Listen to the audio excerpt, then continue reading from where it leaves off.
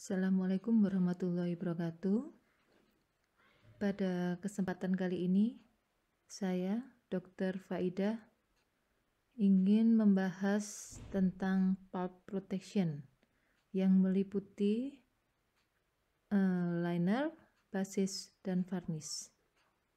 Sebelum kita menginjak ke pokok bahasan, saya akan menjelaskan tentang perawatan pulpa. Jadi perawatan pulpa dalam bidang konservasi itu ada dua, dengan cara konservatif atau secara radikal. Secara konservatif di sini adalah tindakan yang dilakukan untuk mempertahankan pulpa tetap vital dan sehat. Antara lain, yang pertama adalah dengan pemberian protective base atau bahan atau material pelindung pulpa sebelum dilakukan restorasi. Yang kedua, indirect pulp capping. Yang ketiga, direct pulp capping. Dan yang keempat adalah pulpotomi. Namun pulpotomi di sini di konservasi sudah tidak dilakukan lagi. Kemudian yang kedua adalah secara radikal. Nah, kenapa disebut radikal? Karena di sini tindakannya lebih agresif, yaitu root canal treatment. Jadi perawatan saluran akar. Kenapa dilakukan? Karena di sini pulpanya sudah mengalami inflamasi yang parah sehingga sudah tidak dapat dipertahankan lagi. Nah, apa sih penyebab pulpa mengalami inflamasi? Pulpa mengalami inflamasi disebabkan oleh 3 hal yang sering, yaitu bakteri, bisa didapat dari karies, pocket periodontal, atau abses. Abses di sini juga termasuk abses periodontal ya. Kemudian yang kedua adalah traumatik, oleh karena akut trauma. Misalnya fraktur atau gigi patah, kemudian luksasi atau bahkan avulsi. Yang ketiga adalah iatrogenik. Nah, iatrogenik ini biasanya didapat oleh karena kesalahan dari operator. Sebelum melakukan tindakan, operator harus mempertimbangkan pemilihan bahan pelindung pulpa. Artinya, bahan pelindung pulpa itu harus mempunyai efek protektif, terapi, dan dapat memperbaiki struktur tumpatan. Menginjak ke pokok bahasan, di sini adalah protective base, yaitu bahan pelindung pulpa. Jadi dimulai dari liner. Liner merupakan selapis tipis bahan pelindung pulpa yang ditempatkan pada permukaan kavitas preparasi yang dalam, yang diharapkan dapat menutup tubulus dentin yang terbuka dan dapat sebagai protective barrier antara bahan atau semen dengan pulpa. Liner merupakan bahan pelindung pulpa yang melindungi pulpa dari iritasi kimia atau efek toksik dari suatu material restoratif. Sebaiknya liner yang digunakan itu dapat melindungi tubuli dentin yang dapat menurunkan permeabilitas dentin, mempunyai sifat antibakterial, dan dapat merilis fluor. Liner konsistensinya biasanya lebih cair daripada basis dan digunakan tipis saja, jadi sekitar 0,5 mili. Di pasaran ada beberapa kategori atau tipe dari liner ya. Jadi yang berbahan dasar kalsium hidroksida, kemudian zinc oxide eugenol, glass ionomer, dentin bonding agent, ataupun varnish. Kalsium hidroksida liner atau liner berbahan dasar kalsium hidroksida digunakan sebagai agen terapeutik, yaitu apabila ketebalan dentin yang tersisa dari suatu kavitas kurang lebih 0,5 mm. Sedangkan gelas ionomer liner atau liner berbahan dasar gelas ionomer ini biasanya digunakan jika menggunakan restorasi amalgam atau komposit. Nah, di sini ketebalan dentin yang tersisa itu sekitar 0,5 atau kurang dari 1,5 mili.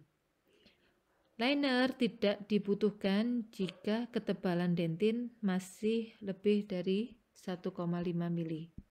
Berbeda dari liner, bases merupakan bahan pelindung pulpa yang melindungi pulpa dari suatu iritan termal, elektrik, atau mekanis.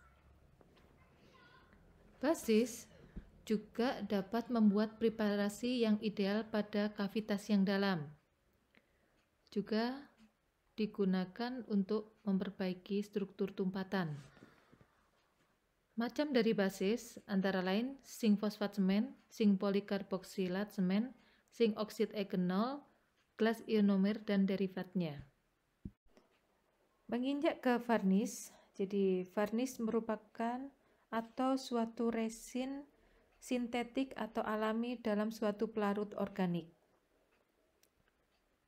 Fungsi dari varnish ini adalah melapisi tubulus dentin, di mana dapat mengurangi suatu efek dari suatu kebocoran tepi atau microleakage, di mana varnish ini dapat mengisi celah antara dinding kavitas dan restorasi. Nah, restorasi di sini yang digunakan adalah restorasi amalgam. Varnish lebih baik daripada liner karena dia mempunyai efek mengurangi microleakage. Dia juga baik atau bagus digunakan karena dia juga bisa sebagai barrier terhadap iritan. Umumnya varnish ini digunakan pada restorasi amalgam karena restorasi amalgam pada umumnya menggunakan semen zinc fosfat. Di pasaran varnish ini namanya Copal F ya, jadi dia bagus digunakan juga karena dia mengandung fluorid dan dapat mencegah karies sekunder. Nah, selanjutnya saya akan membahas tentang pulp capping. Jadi, apa itu pulp capping? Jadi, pulp capping merupakan perawatan pada gigi dengan pulpa terbuka atau dilapisi oleh dentin yang tipis tapi pulpa belum mengalami suatu inflamasi atau keradangan. Pulp capping ada dua, yaitu pulp capping indirect dan pulp capping direct. Pulp capping indirect adalah perawatan pada pulpa yang terbuka yang masih tertutup lapisan dentin tipis oleh karena karies yang dalam, di mana perawatannya adalah dengan menempatkan suatu lapisan di atas dentin tipis atau karies dalam atau dentin karies yang meragukan yang bertujuan untuk membunuh atau menekan bakteri. Nah, pulp capping indirect ini lebih disukai klinisi oleh karena tingkat keberhasilannya lebih besar dibandingkan dengan metode direct. Indikasi dari pulp capping indirect yaitu pulpa vital, kemudian tidak ada kegoyangan gigi atau mobilitas gigi normal, tidak ada keluhan spontan, karies profunda tapi tidak perforasi, kemudian rampan karies atau nursing battle caries, kemudian fraktur mengenai dentin. Kan yang harus dilakukan pada saat kita melakukan pulp capping indirect, yang pertama adalah mengisolasi gigi dari saliva. Di sini biasanya digunakan dental dam. Kemudian karies harus dibersihkan atau diangkat secara hati-hati karena kita berurusan dengan kavitas yang dalam. Kemudian yang ketiga adalah pemberian atau aplikasi bahan pulp capping, di mana tujuannya adalah untuk remineralisasi dari dentin yang lunak. Setelah 6 bulan dilakukan pembukaan kavitas. Nah, di sini diharapkan sudah terbentuk dentin bridge. Kemudian menghilangkan sisa-sisa dentin lunak. Selanjutnya dilakukan permanent filling atau restorasi. Sedangkan pulp capping direct yaitu pulp capping yang dilakukan pada pulpa yang terbuka. Di sini pulpa terbuka oleh karena faktor mekanis yaitu penggunaan bor yang berlebihan atau eskavator yang tidak hati-hati, dan ini harus dilakukan segera mungkin. Kemudian yang paling penting adalah dentin di atas pulpa yang terbuka masih sehat.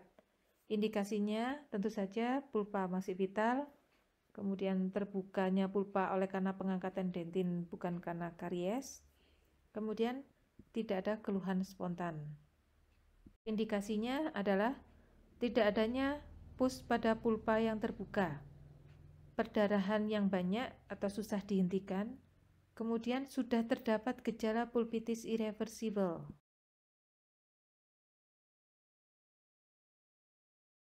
Tindakan yang dilakukan untuk pulp capping direct adalah yang pertama, isolasi gigi untuk mengurangi kontaminasi dari saliva dengan menggunakan dental dam, kemudian wound cleaning dan hemostasis. Ini tindakannya harus hati-hati ya. Kemudian yang ketiga adalah aplikasi dari kalsium hidroksida dengan tekanan yang minimal. Kemudian pemberian basis bisa menggunakan GIC atau zinc fosfat semen, dan dilakukan kontrol lebih lama daripada pulp capping indirect. Di sini bisa lebih dari 6 bulan. Nah, ini penting bahwa dokter gigi harus menyimpan rekam medisnya kurang lebih 1 tahun setelah prosedur dilakukan. Yang penting dilakukan pada saat tindakan pulp capping direct adalah wound cleaning dan stop bleeding. Jadi pembersihan luka atau pulpa terbukanya juga harus hati-hati. Kemudian caranya menghentikan perdarahan ini juga dengan menggunakan kapas salin dan bukan alkohol. Jadi kapas salin diamkan atau sedikit ditekan sekitar 1-2 menit.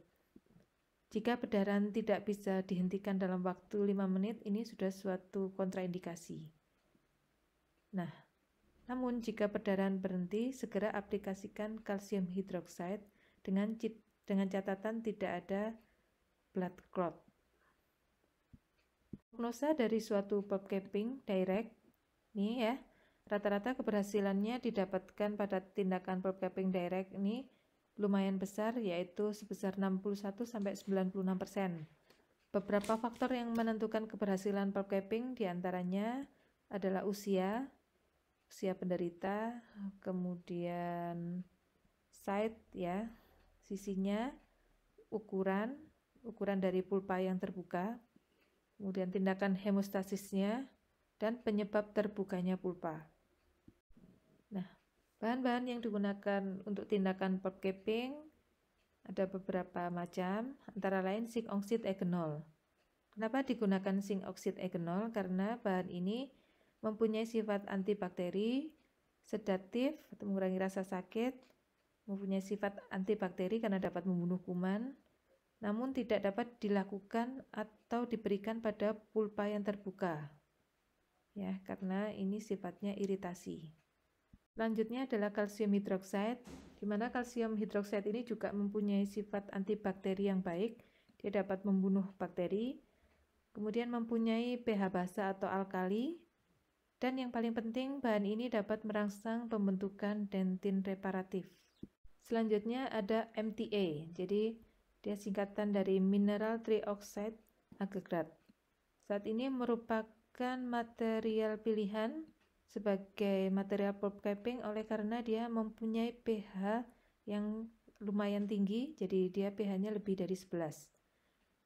Dapat merangsang pembentukan hard tissue dan dapat merangsang pembentukan dentinal bridge dengan lapisan odontoblas yang sehat. Nah, ada lagi yang berbahan dasar kortikosteroid, dapat mengurangi rasa sakit dan dapat menyembuhkan keradangan pulpa. Namun ada pendapat lain bahwa bahan ini dapat menyebabkan degenerasi pulpa dan dapat menghambat pembentukan dentin reparatif kecuali dikombinasi dengan kalsium hidroksida. Untuk antibiotika, ini tidak dianjurkan karena tidak efektif untuk menghilangkan keradangan dan pembentukan dentin reparatif. Penyembuhan perawatan pulp capping hanya dapat diketahui secara klinik dan radiografik. Secara klinik, tidak ada nyeri spontan, kemudian tes vitalitas positif, sondasi pada daerah pulpa terbuka atau hampir terbuka dirasakan adanya suatu bentukan jaringan keras yang baru. Kemudian secara radiologi, itu gambarannya normal, kemudian terdapat gambaran dentin reparatif pada daerah yang sebelumnya terlihat radiolucent. Nah, pada tindakan pulp capping ini dilakukan kontrol yang lebih lama, yaitu kurang lebih 1 tahun dari prosedur. Kemudian apakah sudah terlihat dentin reparatif setelah 8 minggu? Nah, ini merupakan suatu tanda-tanda keberhasilan dari pulp capping. Bila secara klinis maupun radiografis dinyatakan berhasil, maka tumpatan sementara dibuka dan dapat dilakukan restorasi sesuai indikasi. Sekian kuliah dari saya. Mohon maaf jika ada kesalahan. Terima kasih atas perhatiannya. Assalamualaikum warahmatullahi wabarakatuh.